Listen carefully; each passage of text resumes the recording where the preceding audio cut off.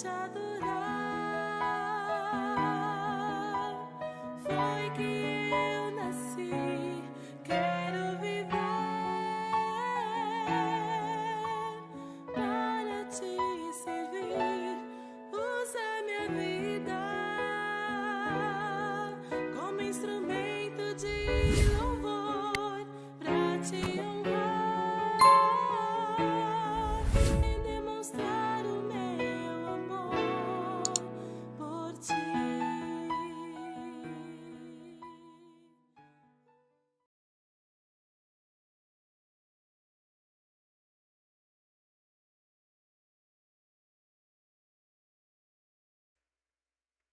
Bom dia, bom dia.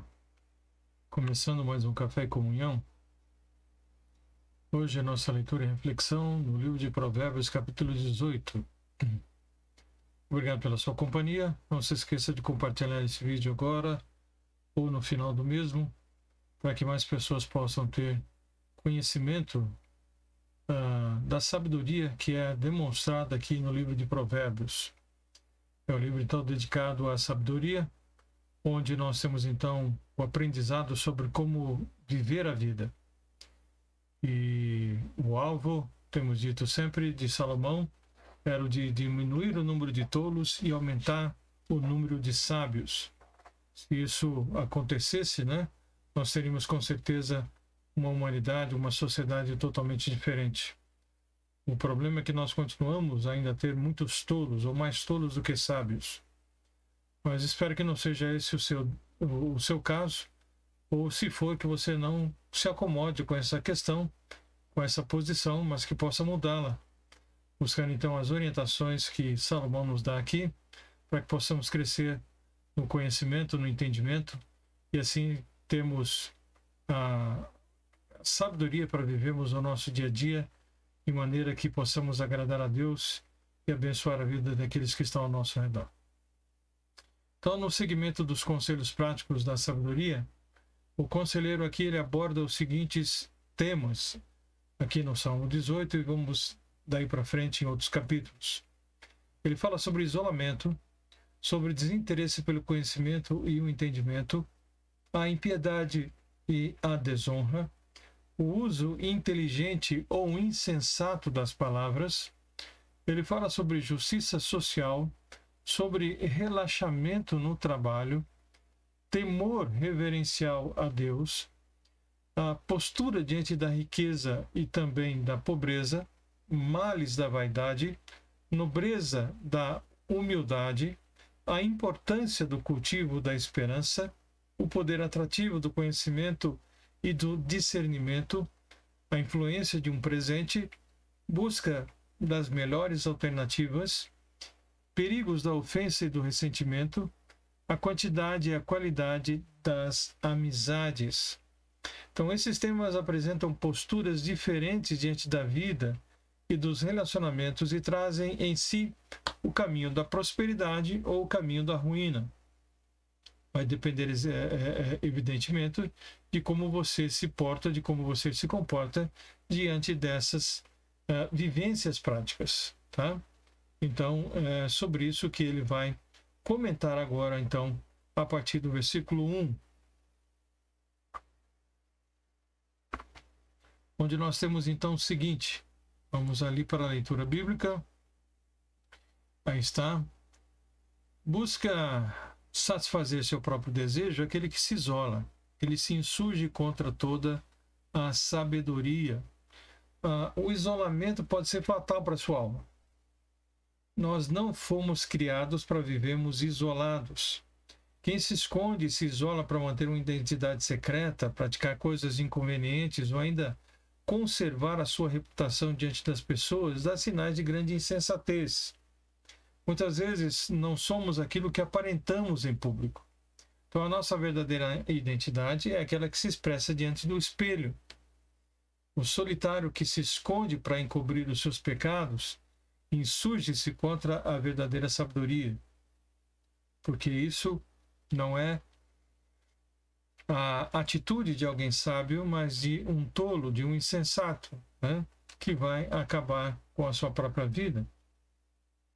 O tolo não tem prazer na sabedoria, mas só em que se manifeste aquilo que agrada o seu coração. Então, aqueles que são lerdos em aprender são apressados em falar.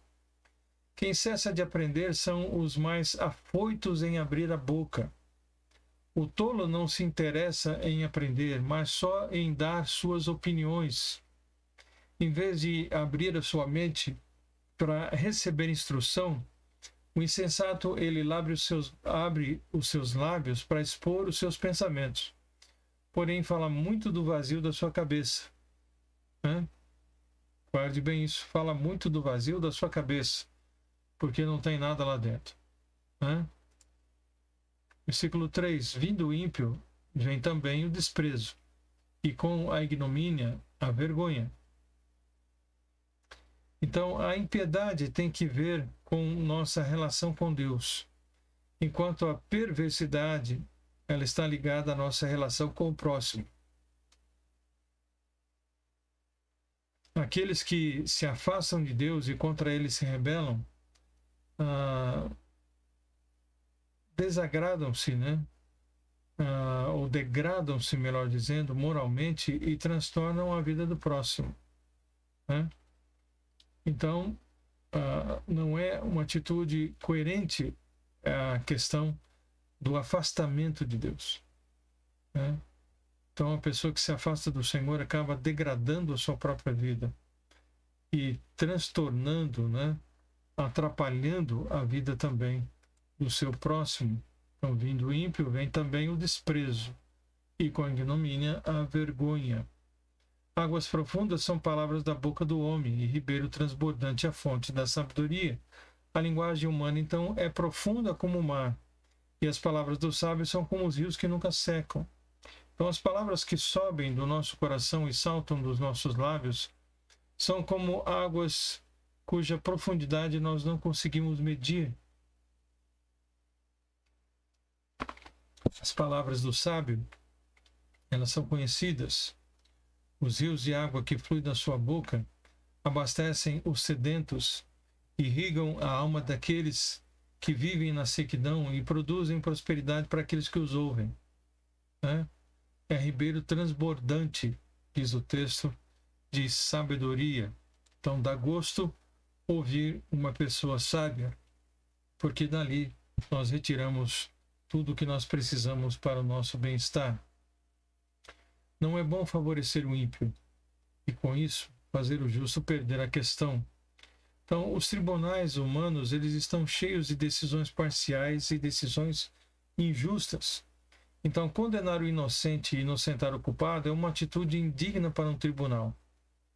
E isso vem acontecendo ao longo da história da humanidade, e nos dias de hoje não são dias diferentes. Continuamos a ver condenando inocentes e inocentando culpados. Os tribunais fazendo isso. Os magistrados, aqueles que deveriam manter a lei e a ordem, transgredindo a própria lei. Então, nós precisamos entender de que um tribunal tem o propósito de defender a verdade e estabelecer a justiça. Pelo menos deveria ser isso. Deveria ser esse o seu objetivo. Então, ser parcial com o perverso e para favorecê-lo, bem como torcer o direito contra os justos, não é bom. E é o que nós estamos vendo acontecendo dia após dia. Agora, Deus, ele ama a justiça. Deus é o Deus da verdade. Então, nós deveríamos e devemos refletir esses valores em nossas palavras, atitudes e julgamentos, como o nosso Deus faz conosco.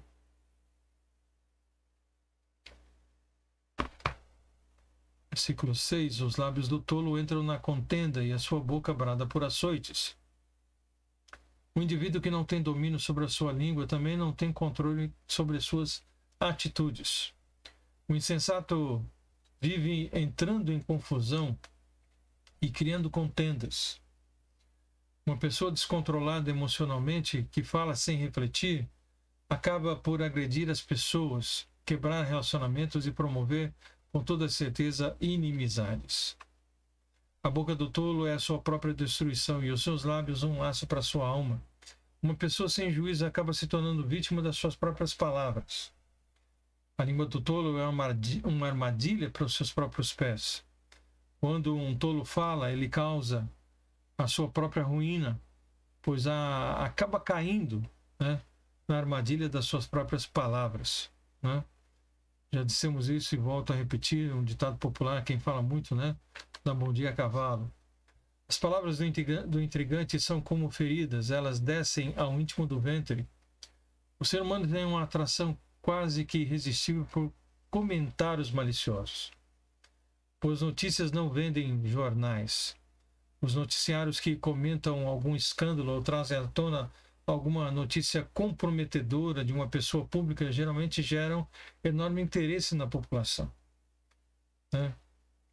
Nós vemos um disparate, nós vemos uma inversão de valores tão grande nos dias que nós estamos vivendo. Nós vemos nos canais de televisão esses reality shows para todo lado, em todos os lugares. As pessoas gostam de ver intrigas, as pessoas gostam de ver confusão, elas promovem isso, elas gostam disso, né? Elas torcem por isso, e isso é incrível como isso pode acontecer. Como o ser humano, né, se rebaixa tanto. Então as palavras do caluniador são como petiscos deliciosos, descem até o íntimo do homem, né? Há pessoas que se deliciam em ouvir notícias ruins, e é isso que nós estamos vendo. Sentem um imenso prazer em saber do fracasso dos outros.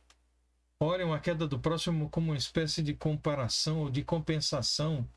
Ah, ele caiu, então sou melhor do que ele. Então esses aperitivos, né, podem ser doces ao paladar, podem descer ao mais interior do ventre, mas não são nutritivos. Fazem muito mal à saúde física, mental e espiritual. Saborear a desgraça dos outros é um estado de profunda degradação espiritual, né? E tem muita gente torcendo por isso, pela ruína do outro, mas acaba caindo em suas próprias palavras. O que é negligente na sua obra é também irmão de um grande desperdiçador. O que é negligente na sua obra é também irmão de um grande desperdiçador. Então o negligente não se empenha, não trabalha até a exaustão, não se esmera naquilo que faz.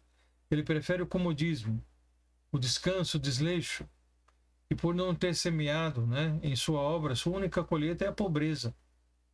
Então o negligente é um indivíduo ingrato, pois ele enterra os seus talentos e arranja desculpas infundadas para não se esmerar naquilo que faz. Então a sabedoria nos leva a fazer o nosso trabalho com excelência. E é por isso que nós devemos então buscá-la.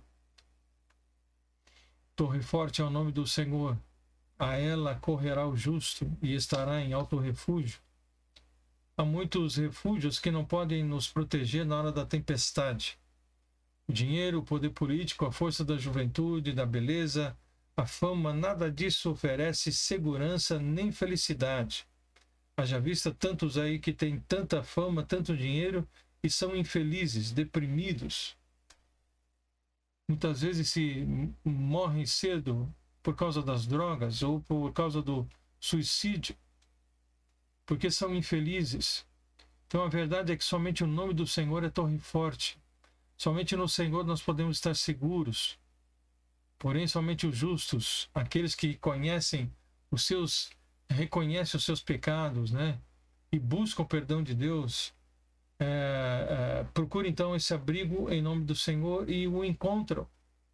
Faça do Senhor o seu alto refúgio, o verdadeiro refúgio para a sua vida, para a sua alma, para as suas necessidades. Ele diz aqui, estará em alto refúgio, protegido. Os bens do rico são a sua cidade forte e como uma alta muralha na sua imaginação. O rico pensa que a sua riqueza o protege como as muralhas altas e fortes em volta de uma cidade. O rico imagina que os seus bens são como um muro alto, que é impossível escalar. Então pensa que o mal ficará sempre do lado de fora desses muros, né? Esses muros que aparentemente são inexpugnáveis, intransponíveis. Agora, Jesus fala a respeito de um homem que confiou nos seus bens, dizendo para a própria alma: tens em depósito muitos bens para muitos anos, descansa, coma, bebe e relaga-te ou folga-te. Mas Deus lhe disse: louco, esta noite te pedirá a tua alma, e o que tens preparado, para quem será? Então a riqueza de uma pessoa não consegue manter a morte do lado de fora do muro. E de novo, eu quero frisar que nós não estamos falando contra a riqueza. Estamos falando aqui sobre aqueles que têm a riqueza como sua idolatria, como seu Deus, que amam as coisas mais do que pessoas. Então a morte chega para todos, ricos e pobres, jovens e velhos, doutores e analfabetos. Mas você precisa entender o que está fazendo da sua vida. O coração do homem se exalta antes de ser abatido, e diante da honra vai a humildade. Então, quanto mais alto uma pessoa coloca o seu ninho, mais desastrosa será a sua queda. Quanto mais envaidecer o seu coração, mais amarga será a sua derrota. Então, foi assim com Lúcifer, foi assim com Nabucodonosor, Herodes, entre muitos outros personagens que você vê na Bíblia e na história. O orgulho é um terreno escorregadio, uma estrada cujo destino é de fracasso irremediável. A humildade, porém, vai adiante da honra. A pessoa humilde é respeitada. A humildade é o caminho da honra. E a Bíblia fala claramente sobre isso. E o texto aqui de Salomão deixa bem claro, né? Diante da honra vai a humildade. Versículo 13. O que responde antes de ouvir comete estultícia, que é para a vergonha sua. Falar muito e ouvir pouco é um sinal de tolice. Responder antes de ouvir, então, é passar vexame na certa. Uma pessoa sábia pensa antes de abrir a boca e avalia as palavras antes de proferi-las. O caminho da sabedoria é ouvir mais para falar menos. É pensar mais para discutir menos. É abrir mais os ouvidos para abrir menos a boca. É isso que nós precisamos aprender. Mas há muitos faladores no nosso dia que não entendem isso. O espírito do homem susterá a sua enfermidade, mas ao espírito abatido, quem o suportará? Quem o suportará? A vontade de viver mantém a vida de um doente, mas se ele desanima, se ele desiste, se ele perde a esperança, então a derrota é certa. Quem entrega os pontos e joga a toalha, quem perde a esperança e não luta mais para sobreviver, é vencido pela enfermidade. Nossas emoções têm um peso decisivo quando se trata de enfrentar a doença. Não basta usar os recursos medicamentosos, precisamos alimentar a nossa alma com o tônico da esperança. Precisamos tirar os nossos olhos das circunstâncias e colocá-los naquele que está no controle das circunstâncias, que é o nosso Deus. Na doença, precisamos colocar os nossos olhos em Deus, pois a última palavra não é da ciência. Não é dos médicos, né? Mas é daquele que nos criou, aquele que nos sustenta e pode intervir em nossa vida, redimindo-nos da cova da morte, se ele assim quiser, porque ele tem poder para isso.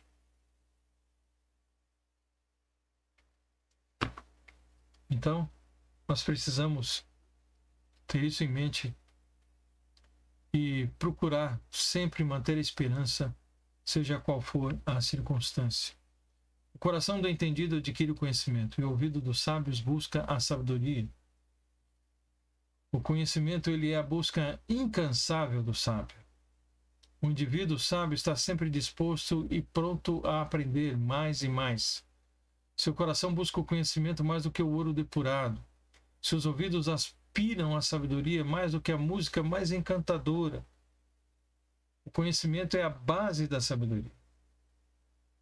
Sem conhecimento, seremos massa de manobra nas mãos dos aproveitadores. Mas a sabedoria é mais do que o conhecimento. A sabedoria é a aplicação correta desse conhecimento. Então não basta ao ser humano a informação, ele necessita de transformação.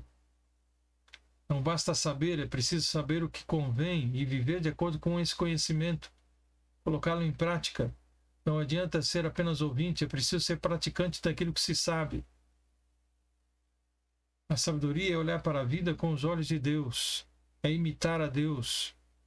é andar nas pegadas de Jesus, é viver como Jesus viveu, como ele andou. E a palavra do Senhor fala claramente sobre isso, que devemos andar como ele andou. Com presentes, o homem alarga o seu caminho e o leva diante dos grandes. Um coração generoso é o melhor cartão de visitas.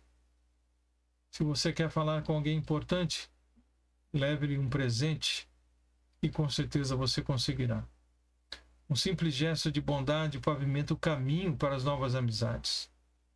Ninguém perde por ser gentil.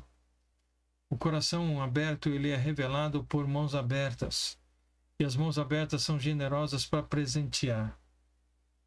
A generosidade é uma chave que abre o cofre dos mais difíceis relacionamentos e pavimenta o caminho para as mais profundas amizades. Não é comprar ninguém, é procurar atingir o coração das pessoas com uma atitude de generosidade. É esse o desejo, e agir de forma correta com o próximo. O que pleiteia por algo, a princípio parece justo, porém vem o seu próximo e o examina. O que pleiteia, o que luta por algo, a princípio parece ser justo, porém vem o seu próximo e o examina. As coisas nem sempre são o que aparentam ser. Não somos o que somos no palco. Somos o que somos na intimidade. À frente dos outros é fácil fingir. É fácil ser aquilo que não se é. Muitas vezes as pessoas admiram não quem somos, mas quem nós aparentamos ser. Há um abismo entre o que falamos e o que somos. Há um hiato entre o que professamos e o que praticamos. Não basta parecer justo em público, é preciso ser justo em secreto. Não basta permanecer justo no tribunal humano, é preciso ser justo no tribunal de Deus. Não basta parecer justo aos olhos das pessoas, é preciso ser justo aos olhos de Deus. É sobre isso que o salmista fala. A sorte faz cessar os pleitos e faz separação entre os poderosos. Há muitas batalhas jurídicas entre os poderosos em andamento nos tribunais. Nos tempos antigos, especialmente entre o povo de Deus, essas questões eram resolvidas pelo lançar da sorte. O Deus que sonda os corações, ele era consultado quando uma decisão difícil estava prestes a ser tomada. Então Deus respondia e trazia uma solução clara, justa, e só assim cessavam então as disputas, os pleitos, as demandas. Hoje não usamos mais esse expediente, porém, o princípio de buscar a Deus e agir segundo a sua vontade ainda deve reger as nossas decisões. Ainda precisamos agir assim. O irmão ofendido é mais difícil de conquistar do que uma cidade forte. As contendas são como os ferrolhos de um palácio. Não é uma atitude sensata ferir uma pessoa, pois alguém ofendido em sua honra torna-se uma fortaleza difícil de transpor. Devemos tratar todos com dignidade e com amor, porque uma pessoa ferida resiste como uma fortaleza e as suas contendas são tão robustas como os ferrolhos de um palácio. Então é melhor não provocar nada disso em quem quer que seja. Do fruto da boca de cada um se fartará o seu ventre, os renovos dos seus lábios ficará satisfeito. Quando semeamos na vida dos outros, nós mesmos colhemos o fruto, os frutos dessa semeadura. Quando plantamos boas sementes na lavoura do nosso próximo, vemos essas mesmas sementes florescendo e frutificando em nosso próprio campo. As bênçãos que distribuímos para os outros caem sobre a nossa própria cabeça. Então isso é tremendamente satisfatório. A morte e a vida estão no poder da língua, e aquele que a ama comerá do seu fruto. Que palavra pesada! Nós podemos dar vida ou matar um relacionamento dependendo da maneira como nos comunicamos. Então a comunicação é o oxigênio dos relacionamentos, a comunicação dentro da sua casa, no seu casamento, no seu trabalho, na sua escola, na sua igreja, só depende de você. pois a morte e a vida estão no poder da língua, diz a palavra. O que nós estamos transmitindo, o que nós estamos levando para os outros, morte ou vida? Aquele que encontra uma esposa, acha o bem e alcança a benevolência do Senhor. Agora ele fala sobre o casamento, como sendo uma fonte de felicidade ou a razão também dos maiores infortúnios. O casamento foi instituído por Deus para a felicidade do homem e da mulher, mas podemos transformar esse projeto de felicidade num pesadelo. Por isso é preciso buscar a orientação de Deus até para saber quem será o seu parceiro ou a sua parceira para o resto da vida. Não é simplesmente aquela ideia da paixão, aquela ideia de um sentimento, da emoção, sem nenhum histórico, sem nenhum conhecimento, sem nenhum envolvimento prévio. Sem que você conheça realmente a pessoa na sua intimidade, como ela é, como ela trata os seus, como ela trata o próximo. Muitas pessoas não buscam a direção divina para o seu casamento, casam-se sem reflexão, movidas apenas por uma paixão crepitante, por interesses egoístas. E aí, vão ter problemas e problemas sérios com toda certeza. Precisamos pedir a Deus pelo nosso cônjuge, por aquele que passará o resto da vida ao nosso lado. O pobre fala com rogos, mas o rico responde com dureza. Muitos ricos, não são todos, por causa de seus bens, eles falam com dureza e agem com prepotência. Julgam-se melhores do que os outros, tripudiam sobre as demais pessoas e usam o poder do seu dinheiro para poder humilhar aqueles que estão na sua presença ou que vêm à sua presença. Essa é uma atitude insensata. A delicadeza no trato é um dever de todas as pessoas, independente da sua classe social. Pobres e ricos podem ser benignos no trato e usar a língua para abençoar os outros em vez de feri-los ou de ignorá-los. O homem de muitos amigos deve mostrar-se amigável, mas há um amigo mais chegado do que um irmão. Algumas amizades não duram nada, são meramente interesseiras, mas o amigo verdadeiro é mais chegado do que um irmão. Está sempre ao seu lado, especialmente nos tempos de dificuldade, de desventura. Jesus é o nosso verdadeiro amigo. Sendo rico, ele se fez pobre para nos tornar ricos. Sendo Deus, ele se fez homem para nos salvar. Sendo bendito, ele se fez maldição para nos tornar benditos aos olhos do Pai. Isso é uma atitude de amizade. E é isso que o Senhor fez. E é isso que ele continua fazendo, cuidando de nós dia a dia, apesar do que somos e do que fazemos. Então, se você tem muitos amigos, parabéns para você. Mas saiba que há amigo mais chegado do que um irmão. E essas pessoas que nós devemos, esse tipo de amizade que nós devemos cultivar, e esse amigo mais chegado com o irmão, é o Senhor Jesus, pode ter certeza, porque os nossos amigos vão falhar, mas Jesus não falha nunca. E ele demonstra verdadeiramente a amizade que ele nutre pelos seus amigos, pelos seus irmãos. Que nós possamos ter isso em mente e olhar para esses conselhos de Salomão com um coração muito aberto, com muito carinho, e entendendo que dessa forma nós poderemos ser felizes e levar a felicidade àqueles que estão ao nosso redor. A sabedoria nos dá justamente aquilo que nós precisamos, um mapa para que possamos viver.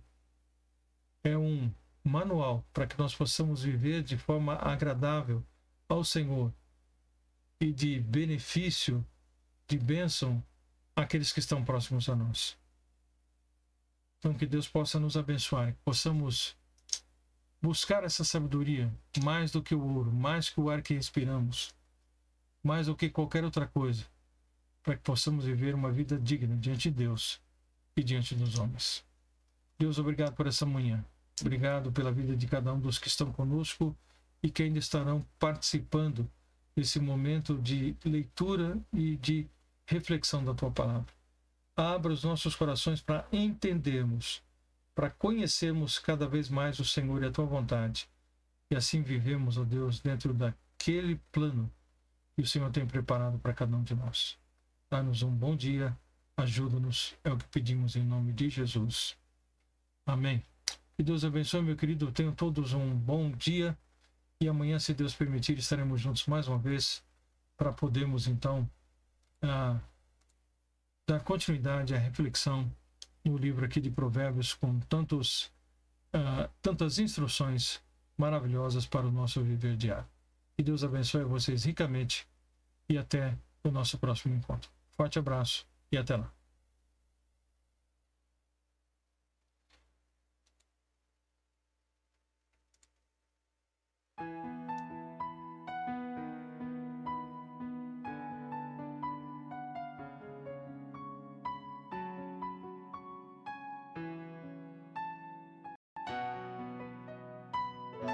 Pra te adorar foi que